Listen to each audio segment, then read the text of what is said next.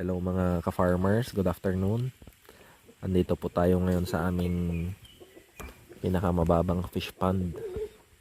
Inaayos ng tatay ko yung mga riprap niya kasi medyo lumalim ng konti itong aming fish pond.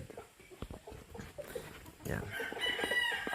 So ayan po yung aking air pot. So at 68 still kicking, malakas pa. Baka hindi kayo maniwala, nagbubuhat pa yan ng 70-80 kilos. Sabi nga niya madalas, kalabaw lang ang tumatanda. Tingnan niyo yung mga muscles ng likod niya. Buong buo pa. Oh, yan. Tingnan niyo yung mga muscles niya, di ba? Buong buo. At 68 years old. Malakas na malakas pa. So, nakaupo naman po yung ating alaga dito, si Cardo. Cardo Dalisay. Ano naman yung nanay ko. Nakakatuwa, ano. Lagi silang magkasama kahit saan sila magpunta. Medyo unique itong fish pond namin, ano, kasi riprap ang pagkakagawa. So ang riprap po ay sinaunang pamamaraan ng mga katutubo para ayusin yung mga pilapil nila. Kung pumunta kayo ng Banawe Rice Terraces, ganito po yung ginamit na practice para sa ganun ay ma-prevent ang soil erosion. So ganito din po dito sa aming fish pond. Yan. Riprap po ang naging practice ng tatay ko. Nung maliit pa akong bata, maalala ko ano to. Bukid talaga ito. Ito mula dito hanggang doon. Bukid po yan noon. Bukid. Tapos dito bukid din po yan. Pero ngayon, dahil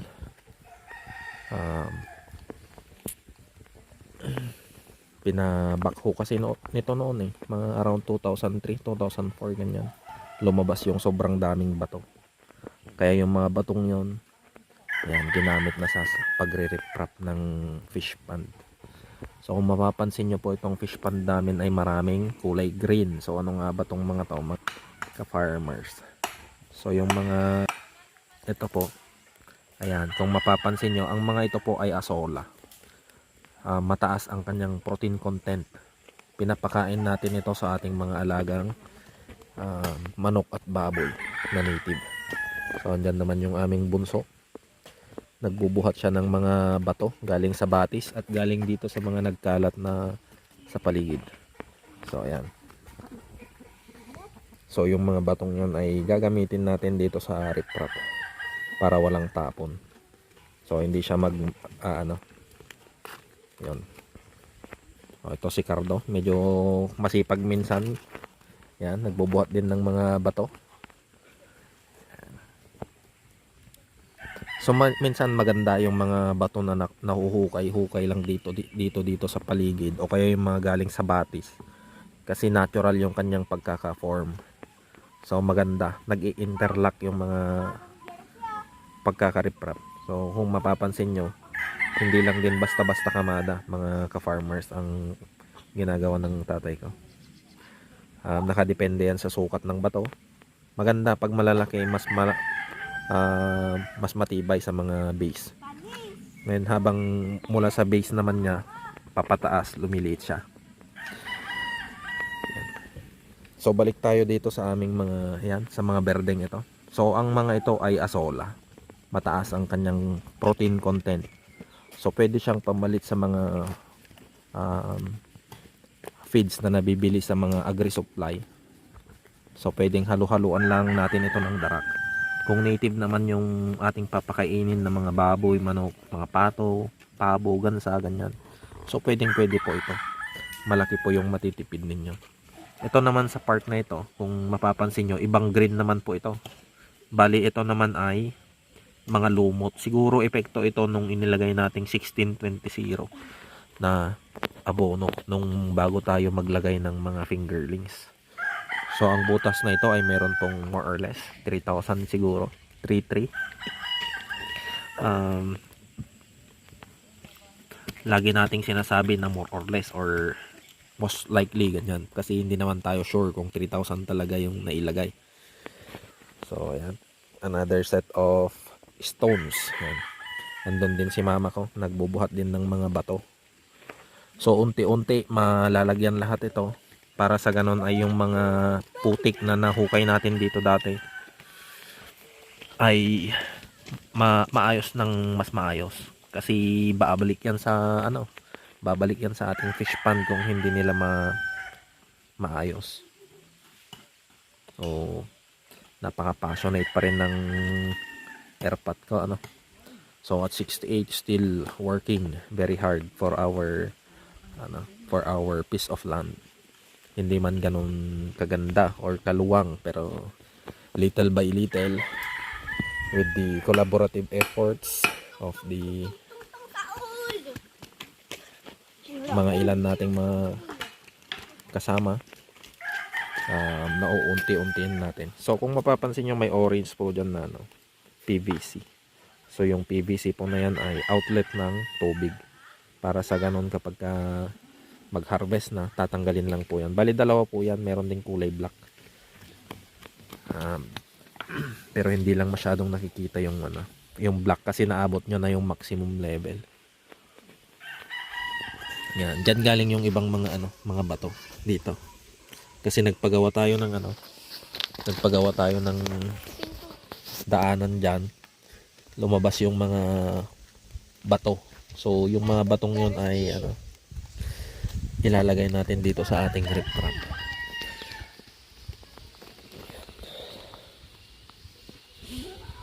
Yan. So meron din tayong manok yan na native. Yan. Kulay black. Ang nanay nito ay Black Astrolorp na nakamix sa asil. Tapos yung native na ordinary. Kaya parang tatlo ang mixture ng manok na ito. Tapos meron din siyang 1/4 blood na Texas. Yan, yung black na yan. At kung mapapansin nyo, medyo marami siyang itim ngayon sa mukha kasi nakipagbugbugan sa isang Texas, and unfortunately namatay yung ating isang 7 months old na na Texas na palahi.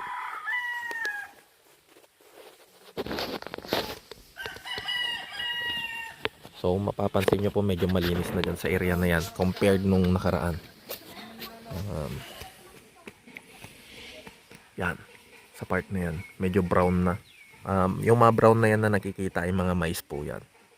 Nagtanim yung isang ading ko, si Jimmy, ng mga mais dyan.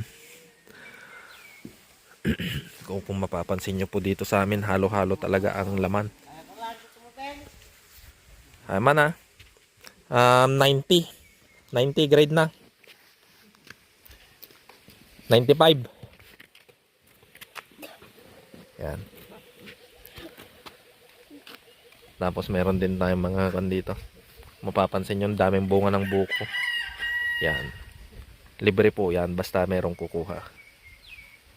Yan, yung katabi niya marami ring bunga. Ayan. Napakagaganda. Kapag may itinanim nga ika nga nila, merong aanihin. Meron ding papaya doon sa ilalim ng ng so meron din tayong ditong avocado. Actually marami tayong avocado mga ka-farmers, pero hindi lang masyadong pinapansin. Pero ngayon siguro bibigyan natin ng pansin tong mga avocado kasi sa market naman medyo okay na ang presyuhan din ng avocado. Nung araw kasi mga ka-farmers, hindi natin talaga masyadong priorities ang fruit trees kasi nga majority ng ating tanim ay saging. Kasi dyan sa part na yan, sa mga minaisan namin, majority dyan dati mga saging. Lumaki ako na puro saging ang tanim namin. Bibihira ang fruit trees. Pero ngayon, way back 2005-2006, high school ako noon, nagtanim ng mga magkakaibang fruit crops. So dito, galing naman dito yung mga bato ni ading ko. Yan. ang mga putik po na ito ay galing dyan sa ano, dyan. Kasi nung naka-harvest si Jimmy, yung ading ko, tinanggal namin yung mga ano, nag-hire tayo ng mga magtatrabaho para tanggalin yung mga putik. Para sa ganun ay malinis naman yung ano, yung loob ng ating fish pond. Yan. Yan ang wider view ng ano natin. So dito nung bata ako, meron akong maliit na kubo-kubo dyan. Marin din dito, no? Paggawaan ng uling. Pero ngayon ginawang ano, piggery. Pero most likely tatanggalin din natin yan. Tatanggalin din po natin yung mga piggery na yan. Pati yung piggery doon sa kabila, tatanggalin din po natin yan. Pati rin to, baka tatanggalin din po natin. So dito sa harap dapat makakon lang, malinis lang, tapos grass cutter lang. So ito i-maintain na nating ano to, malinis. So maglalaan tayo ng budget monthly para sa ganon ay ma-maintain yung cleanliness nito. So medyo ang sabi ng mga ano, mga mas nauna sa ating nag-aalaga ng mga tilapia, ang mga lumot daw ay parang maayos din na alternative para kainin ng ating mga tilapia. So andun yung iba na maliliit. Hindi ko alam kung makikita dito. I-try natin yan. Yun sa gumagalaw-galaw na tubig na yun. Diyan banda. Mga gumagalaw-galaw na tubig, may mga konpo yan, may mga laman. Dito rin. So ito yung pinakamarami naming nilagay. Bali roughly nasa 3,000. Tapos meron ding mga asola. Yan, healthy, berdeng mga farmers.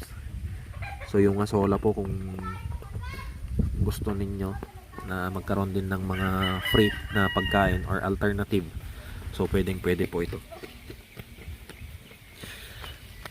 So andun sila, habang nagre-reprap yung tatay ko,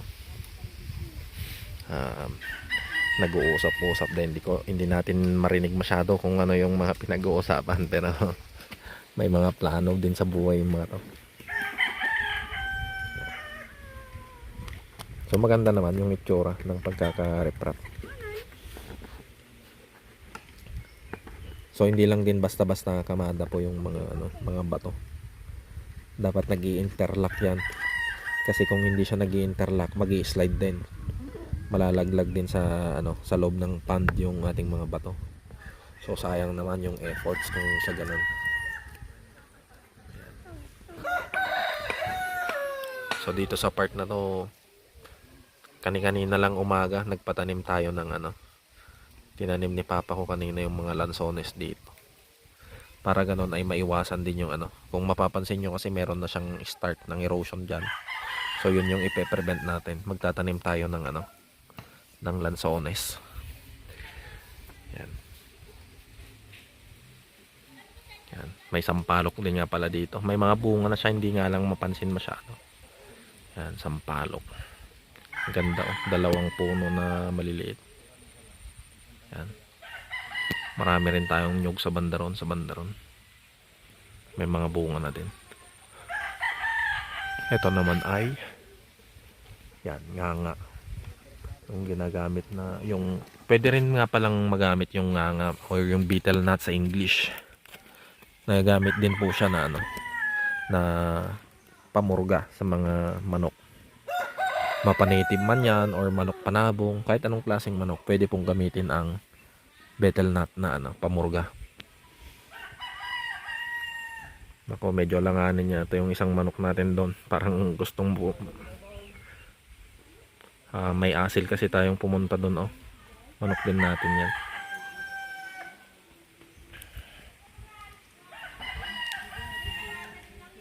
So yun lamang po ang ating update for today.